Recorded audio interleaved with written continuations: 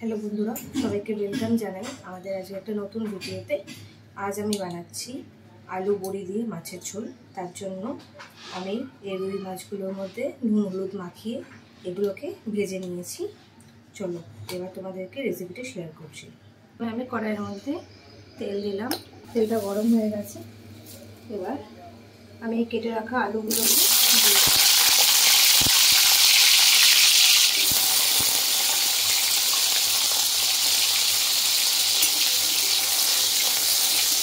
আমাদের আলুটা ভাজা হয়ে গেছে।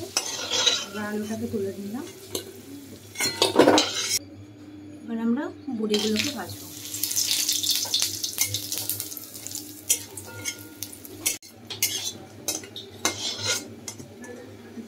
বড়ি ভাজা হয়ে গেছে, বড়িগুলোকে তুলে দিচ্ছি আমি গোটা জিরে,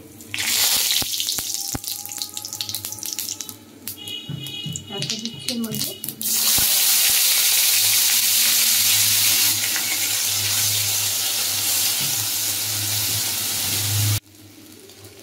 এবার আমি দিচ্ছি কেটে রাখা টমেটো।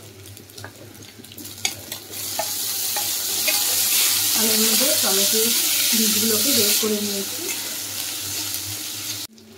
এবার আমি দিচ্ছি এর মধ্যে হলুদ গুঁড়ো, তারপর দিচ্ছি জিরের গুঁড়ো, তারপর দিচ্ছি ধনের গুঁড়ো, তারপর দিচ্ছি স্বাদ মতন নুন। এর মধ্যে আমি সামান্য জল দিয়ে মশলাটাকে ভালো করে কষিয়ে নেব।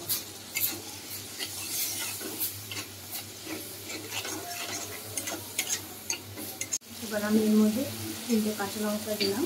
আমি এর মধ্যে লঙ্কা গুঁড়ো ব্যবহার করব না, আর এটা রঙের জন্য আমি একটু এর মধ্যে কাশ্মীরি লঙ্কা গুঁড়ো দেব। এবার আমি দিচ্ছি এর মধ্যে সামান্য কাশ্মীরি লঙ্কা গুঁড়ো।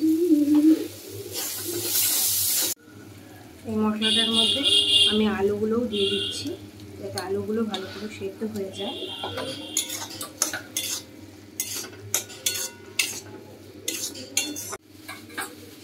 দেখো আমাদের মশলাতে কি সুন্দর তেল ছেড়ে এসেছে, আমাদের মশলাটা কষানো হয়ে গেছে।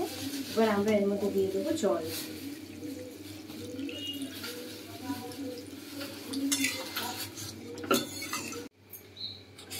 ঝোলটা ফুটে উঠেছে, এবার আমরা এর মধ্যে দিয়ে দিচ্ছি মাছগুলো।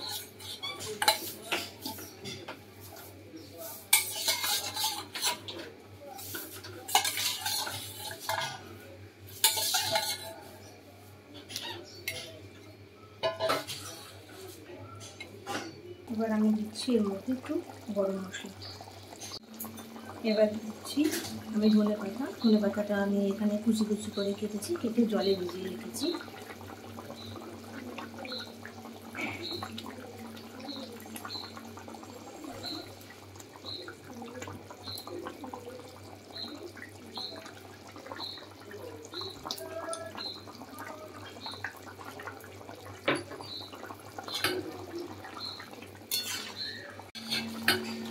এবার আমি এর মধ্যে দিয়ে দিলাম ভেজে রাখা বড়িগুলো। বড়ি আগে দিয়ে দিলে বড়িগুলো একদম গলে যেত, তার জন্য পুরো মাছের ঝোলটা হওয়ার পর আমি বড়িটা দিলাম। দেখো আমাদের মাছের ঝোল অলমোস্ট রেডি হয়ে গেছে। দেখো মাছের ঝোল হয়ে গেছে, আলুগুলোও দেখো কত সুন্দর সেদ্ধ হয়ে গেছে। চলো এটাকে ঢেলে তোমাদেরকে দেখাচ্ছি। বন্ধুরা দেখো আমাদের মাছের ঝোল রেডি হয়ে গেছে। তোমাদের যদি আমাদের এই ভিডিওটা ভালো লাগে বেশি বেশি করে লাইক করো, কমেন্ট করো, আমাদের চ্যানেলটাকে সাবস্ক্রাইব করো, আর প্লিজ আমাদের সাপোর্ট করো। Thank you.